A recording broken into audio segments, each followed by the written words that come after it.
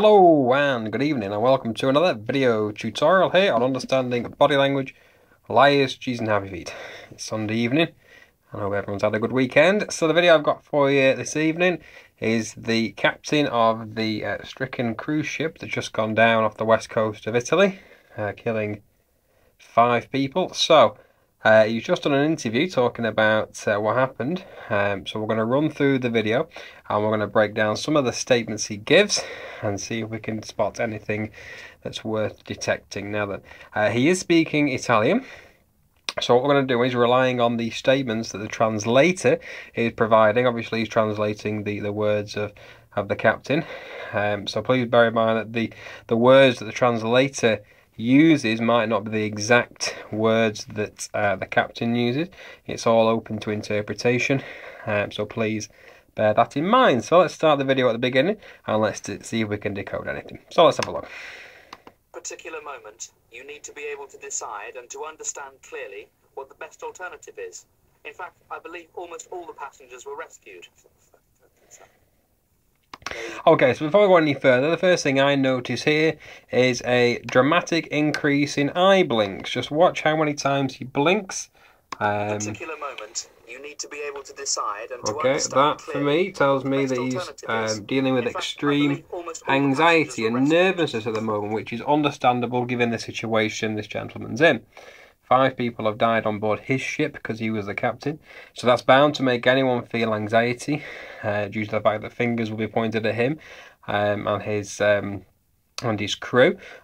So that kind of behaviour is understandable for the given situation. So we can't really decode that much just based on his eye blinks alone. So increase in eye blinks show that someone is experiencing anxiety and stress, and which is part of the autonomic nervous system, which elevates things like breathing rate, heart rate, blood pressure, skin conduction, things like that. Elevates our heart rate, so it makes us difficult to achieve comfort.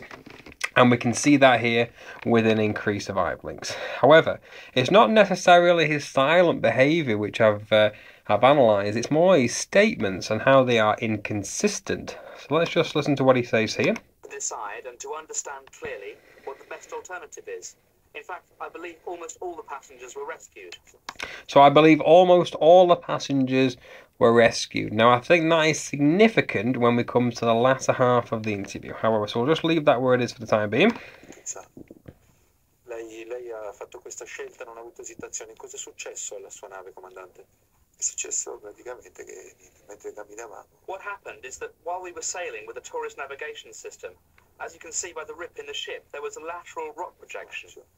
C'è stato uno spuntone laterale. Even though we were sailing along the coast with the tourist navigation system, I firmly believe that the rocks weren't detected. So did you hear that? I firmly believe that the rocks weren't detected. However, so we've got he firmly doesn't think that the rocks were detected, so they weren't visual on his display. However, the ship wasn't heading forward but sideways, as if underwater there was this rock projection. I don't know if it was detected or not. However, he just said there he doesn't know if they were detected or not. So we've got inconsistencies in the story. Listen that back one more time. If you were confident of something, you wouldn't contradict yourself halfway through, which this gentleman has done. The ship wasn't heading forward but sideways, as if underwater there was this rock projection. I don't know if it was detected or not. Okay, so he doesn't know. With the tourist navigation system, I firmly believe that the rocks weren't detected. So he firmly believes that the rocks weren't detected. However, the ship wasn't heading forward but sideways, as if underwater there was this rock projection. I don't know if it was detected or not. Now then, there you go. So again, so we've seen a contradiction in the story within 5 seconds. So that, for me, my alarm bells are ringing. If he firmly believes that they weren't detected, why is he saying that they weren't detected or were detected? On the nautical chart, it was marked at about 100 to 150 metres from the rocks, and we were about 300 metres from the shore, more or less. We shouldn't have hit it. Now, it, for me, is a wrong choice of word. He should have used them. We weren't going to hit them. It, to me, tells me, that little choice of language tells me that potentially he did know that they were there. And that's why he used the word it and not them. Them often comes when we talk about things that happen out of the blue. However, it comes in when we actually know something. Meters from the shore, more or less. We shouldn't have hit it. So that, again, that is an interesting choice of language. 4,000 people, and you were able to rescue nearly everyone. The captain is usually the last to abandon ship. What happened, Captain? Siamo stati gli ultimi. We were the last to leave the ship. Okay, now then, that's an interesting statement as well. He's used the pronoun we and not I. Siamo stati gli ultimi. We were the last to leave the ship. Which is interesting because what he just said there, he says that he or we were the last to leave the ship. However, the statement he gives at the start... Decide and to understand clearly what the best alternative is. In fact, I believe almost all the passengers were rescued. Okay, he only believes. He doesn't know. Rescued. Watch that again. What the best alternative is.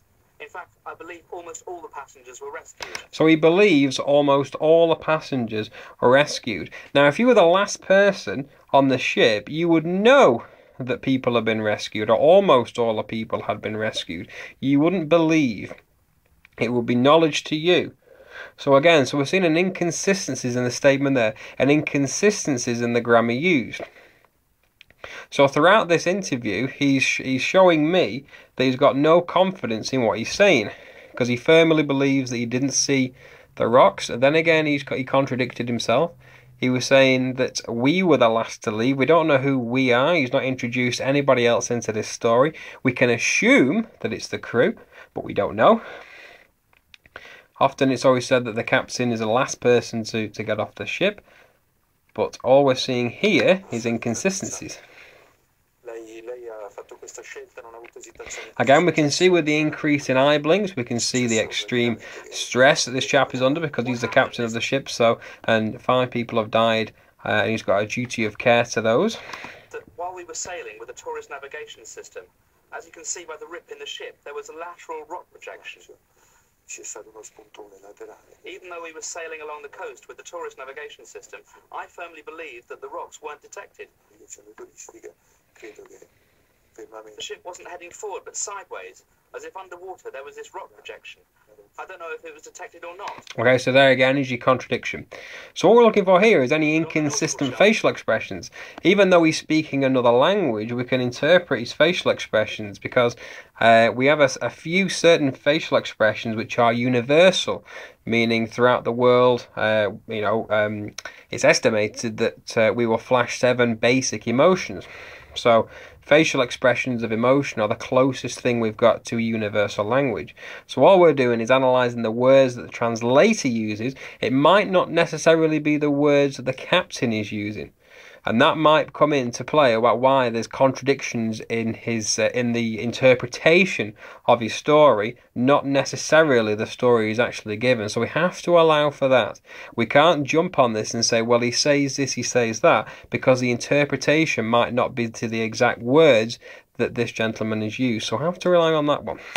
It was marked at about 100 And what's also interesting, from the rocks, and we were about 300 meters from the shore, more or less. We shouldn't have hit it.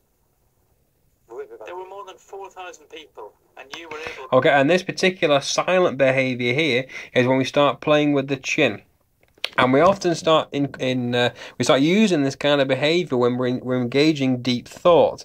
You'll do this silently. You'll see this particular behaviour sometimes when you're in an exam hall or when you're in a stressful situation. You're trying to recall something. You'll often just start playing with the chin.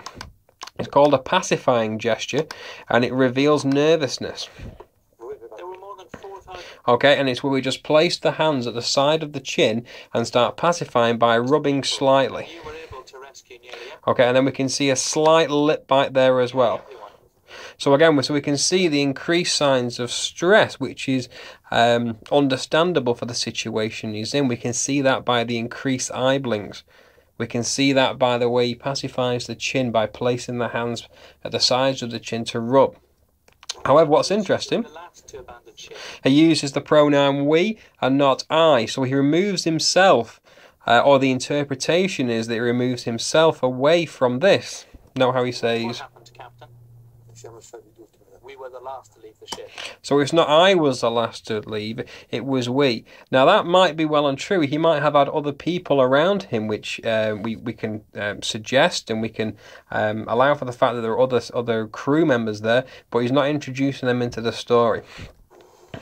And what we're looking for at the end there is any kind of facial expression. But again, we see neutral facial expressions. If he was concealing information or potentially lying about that, we might see a one-sided facial expression called contempt. Or we might see behaviour of the tongue, which is called, which is looking at something called duping delight. And it's where we take great pride in trying to, looking at if our lies are being believed, to see if we're duping the other person. Often we can't hide that delight and we flash contempt, or we start using the tongue at the corner of the mouth. However, the interview stops dead on there, but his immediate facial reaction is relatively neutral. Okay, and we can see that there because we don't see any actions around the mouth, which comes into play when we feel contempt or we're trying to dupe somebody. So again, we don't see that particular facial expression. So what he's potentially said there looks probably is the truth. He looks like he was probably the last person off the ship, but he only believes, which is interesting. Again, it all comes down to your interpretation of what the word rescue means to you. Does rescue mean to you that you've hopped off the ship and onto the lifeboat, or does rescue mean to you you've got onto the lifeboat and you've made it to dry land and safety? What's your interpretation of rescue? Does rescue mean to you that you got off with your life intact? Does it mean you got off and you were still alive? Does that mean rescued? It's all about your interpretation. But again, we're not necessarily decoding the exact word of what the captain's saying. All we're looking at is the interpretation of what he says. So we're looking at what the interpreter's words are, which again might be lost in translation. So we have to allow for that. So certainly just through this 1 minute of interview, we can certainly see inconsistencies in what I've pointed out. So there are certainly some hot spots in this interview which might need addressing, and which the police will be looking at as well, which I'm sure. So there you go. So if you'd like to learn more about body language, then please check out my Understanding Body Language Liars, Cheats and Happy Feet page on Facebook, or if you're on Twitter, then just check me out at BodyLanguageUK. Leave me a comment. Please try and join both of my social networking sites. That'd be great. So there you go. So any questions, comments or feedback, please let me know, and I shall look forward to replying to you all. So there you go. So with that in mind, any questions, comments or feedback, please let me know. I look forward to speaking to you all soon. So, for everyone here on Understanding Body Language, Liars, Cheats and Happy Feet, take care and bye-bye for now.